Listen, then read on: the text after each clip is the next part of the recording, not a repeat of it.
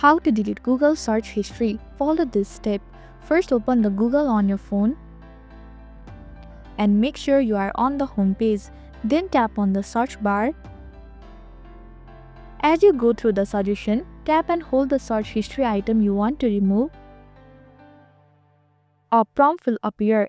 Click on OK to confirm, and that specific entry will be deleted. However, if you want to remove all your search history, go back to the main Google page. Then click on the three vertical dots at the top right corner. From the menu, select History. Next, tap on Delete Browsing Data. Furthermore, beside the Time Range section, click on the down arrow. Now select a specific time period for which you want to delete the history. Once you have chosen the time period, make sure the browsing history option is checked. Finally, hit on the delete data to remove your search history from Google. That's all. This is how to delete Google search history.